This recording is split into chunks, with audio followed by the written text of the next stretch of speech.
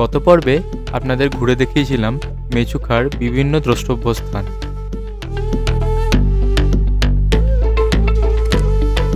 পরের দিনটা শুরুই হয়েছিল একটা বিপদ দিয়ে। বেরোনোর সময় দেখি আমাদের গাড়ির টায়ার পাংচার। অগত্যা সারাতে অনেকটা সময় লেগে গেল এবং আমাদের বেরোতেও অনেকটাই দেরি হয়ে গেল। দীর্ঘ 500 কিলোমিটার পথ অতিক্রম করে আমরা জিরো পৌঁছেছিলাম রাত 11টার সময়।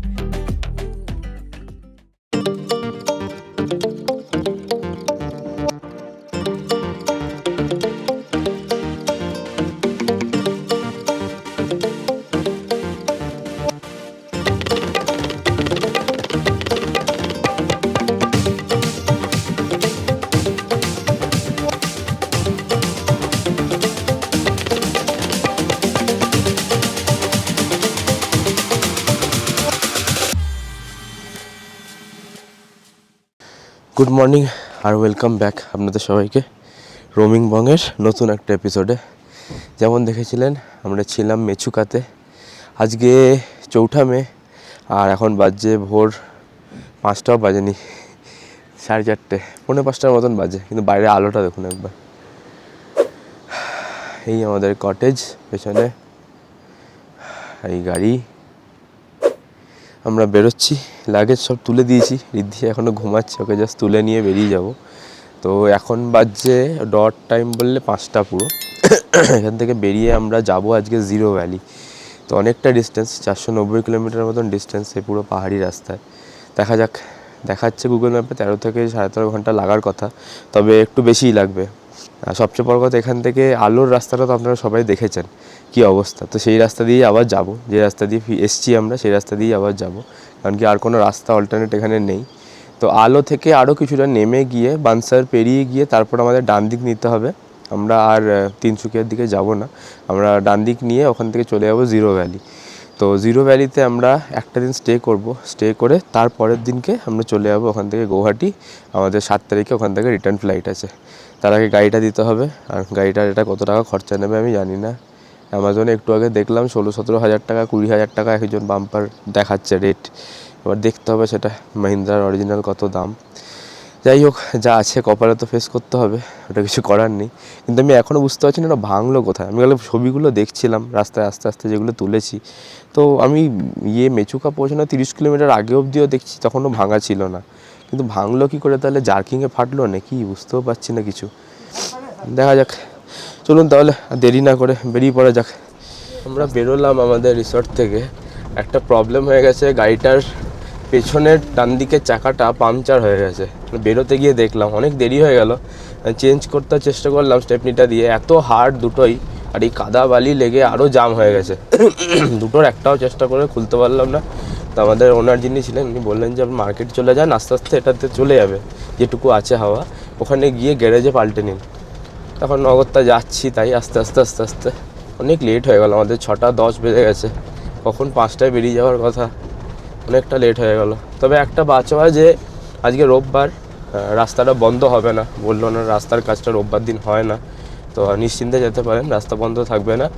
আর একটু দেরি হবে পৌঁছাতে আপনাদের এই যা, কিন্তু আগে চাকাটা সারিয়ে নিন। আমিও ভাবলাম চাকাটা সারিয়ে নেওয়াটা দরকার, স্টেপনি চেঞ্জ করার থেকে, এতটা রাস্তায় যাব।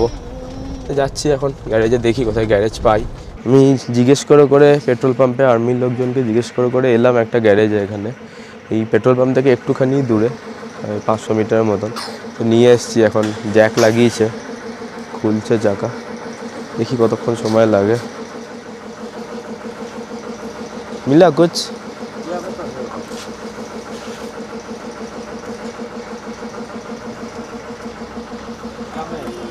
সামনে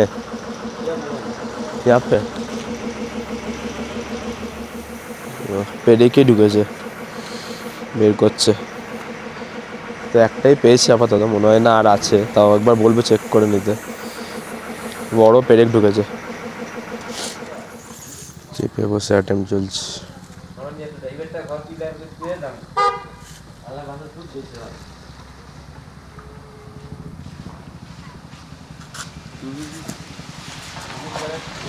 হয়ে গেছে, আমরা ফাইনালি বেরোলাম মেচুকা থেকে। 5টায় বেরোনোর কথা ছিল, এখন বাজছে প্রায় 7:40। এই এখন আমরা জাস্ট স্টার্ট করলাম, জানি না কখন পৌঁছাবো আজকে জিরো গিয়ে। আদৌ পৌঁছাবো কি না আজকে সেটাও একটা ডাউটফুল লাগছে এখন। যদি রাস্তায় বৃষ্টি ফৃষ্টি হয় তাহলে তো আরোই মানে কেলো ব্যাপার। দেখা যাক যতটা ট্রেনে চালানো যায়, কিন্তু এই রাস্তার যে অবস্থা এখানে খুব মুশকিল এখন। অন্তত এই পেনে অবধি 89 কিলোমিটার এরকমই রাস্তা, তারপর থেকে একটু বেটার রাস্তা আলো অবধি। আলো থেকে আশা করি NH-15টা ভালো হবে, কিন্তু আমরা যখন বেরোলাম এখন আলো পৌঁছাতে পৌঁছাতে আমাদের 2-3টে বেজে যাবে দুপুর, বেশি বাজবে, তার থেকে কম বাজবে না। এবার সেখান থেকে জিরো প্রায় 180-90 কিলোমিটার। দেখা যাক কী আছে কপালে আজকে, দেখাও আপনাদের সবটাই, সঙ্গে থাকুন। আপাতত এই রাস্তা পেরোতে জান কয়লা হয়ে যাবে একদম, পুরো যা অবস্থা রাস্তার।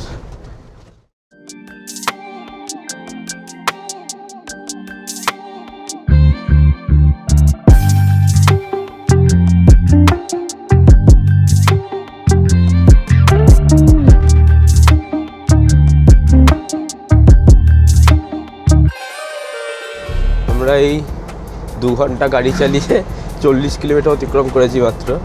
এই টাটো পৌঁছালাম এতক্ষণে, এখনও পেনে পৌঁছাতে প্রায় আরও 45 থেকে 50 কিলোমিটার মতন বাকি, যেখান থেকে ভালো রাস্তা স্টার্ট হবে আর কি।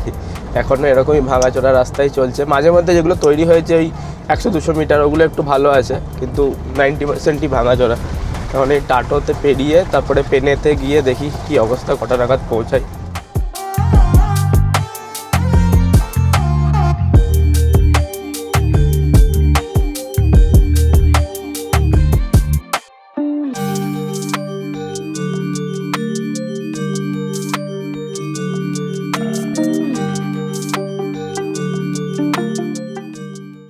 আমরা 4 ঘন্টা পেরিয়ে গেছে, 11:30 বাজে, এখনও পেনে পৌঁছায়নি।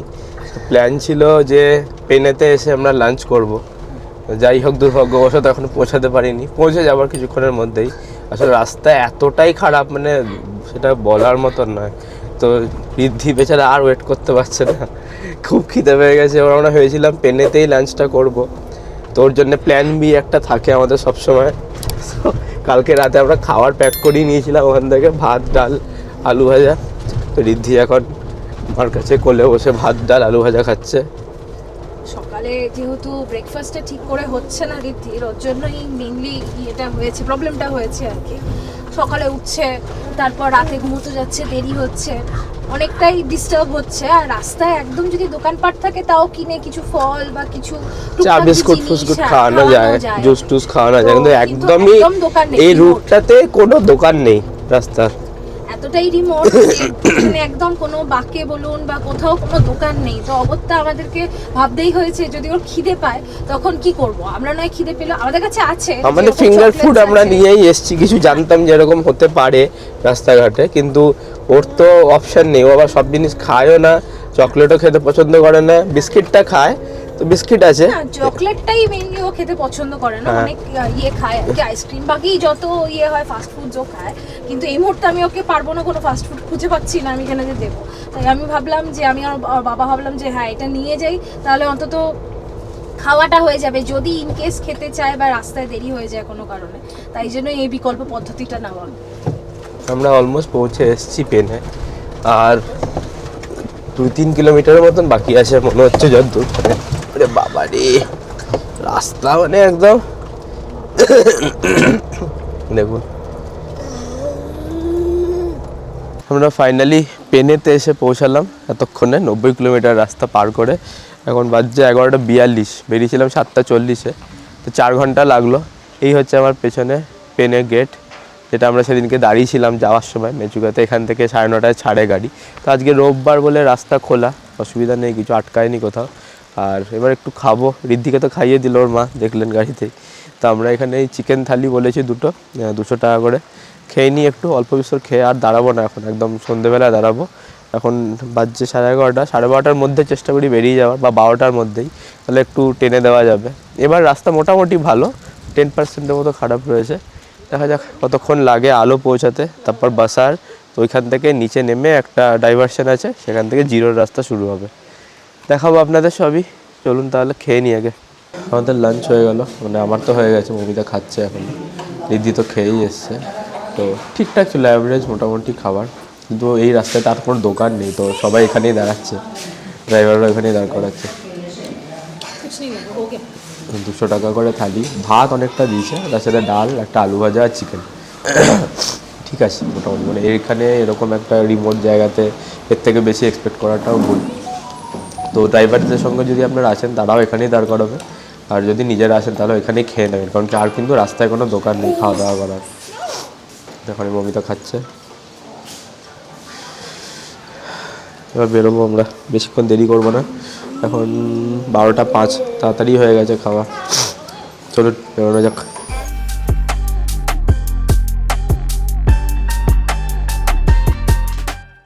পেনে এবং আলো ছাড়িয়ে যতই আমরা জিরো ভ্যালির দিকে অগ্রসর হতে থাকলাম, রাস্তার আশেপাশের সৌন্দর্য ততই বৃদ্ধি পেতে থাকলো।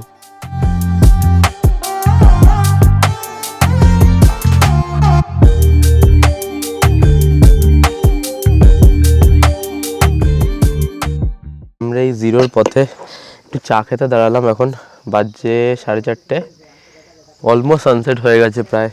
একটু চা খেতে দাঁড়ালাম এই একটা গুমটিতে, এখানে সব এরকমই দোকান, চায়ের দোকান অনেক কষ্টে খুঁজে খুঁজে একটা পাওয়া গেছে।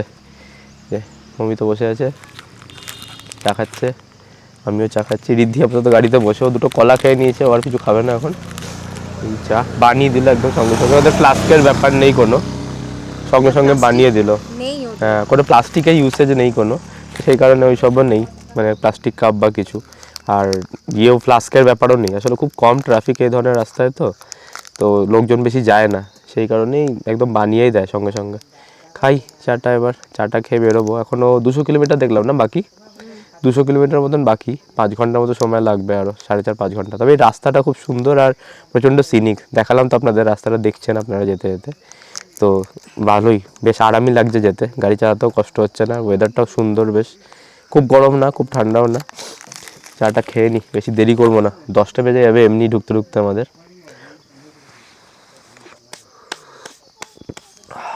বেশ ভালো, আদা ফাদা দিয়ে করেছে, অরুণাচলের চা, খেয়ে নি চাটা।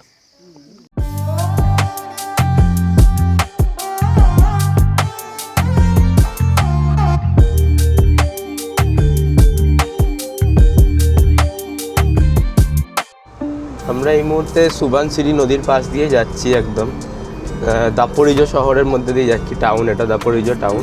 তো আমাদের এটা নদীটার ওপাশে যেতে হবে, তারপরে জিরোর রাস্তা শুরু হবে ওখান থেকে, এখনও 170 কিলোমিটার মতন বাকি।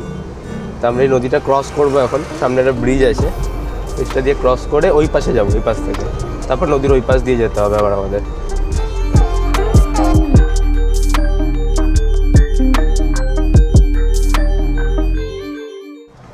ফাইনালি 500 কিলোমিটার অতিক্রম করে আমরা রাত 11টার সময় পৌঁছালাম জিরো।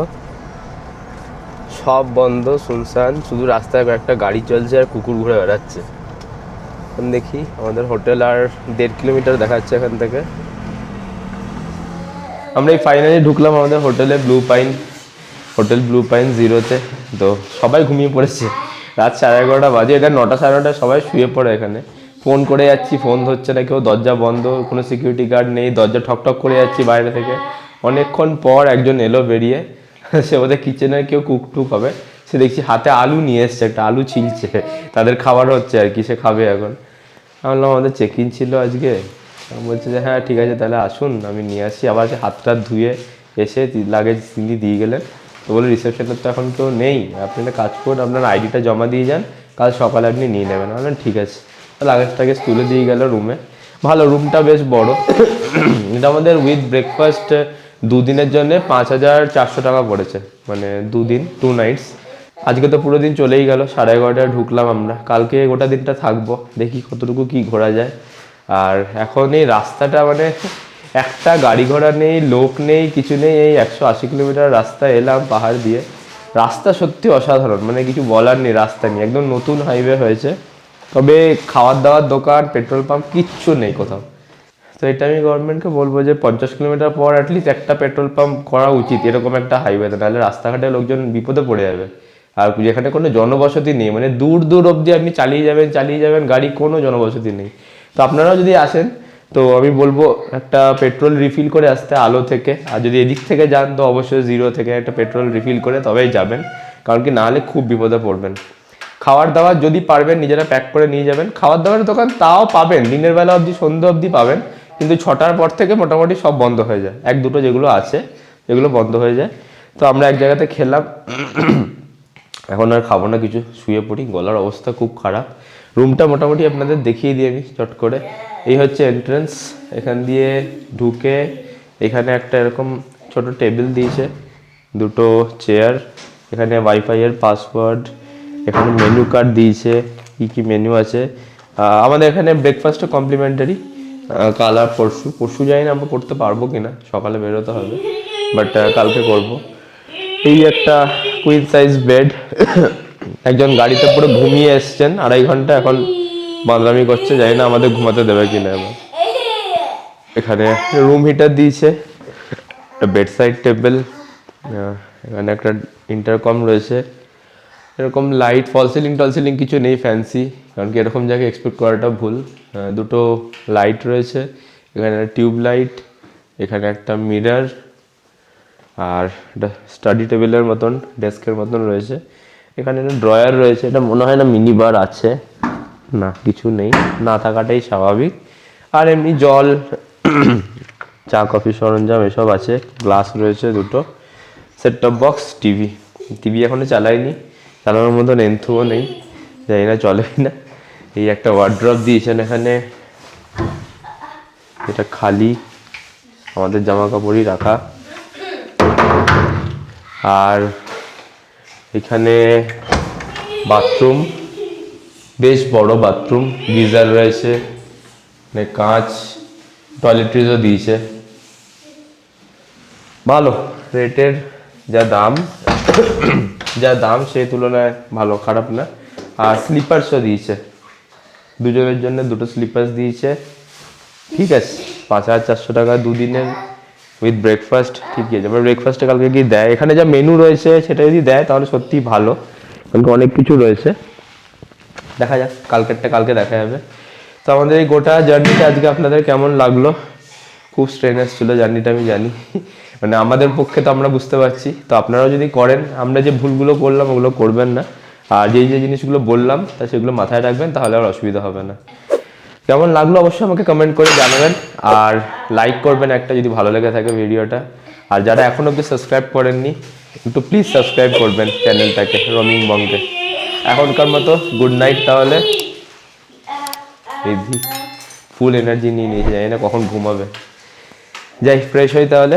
এখনকার মতো তাহলে গুড নাইট সবাইকে, ভালো থাকবেন, সুস্থ থাকবেন, আর সঙ্গে রাখবেন রোমিং বংকে। দেখা হচ্ছে পরবর্তী পর্বে।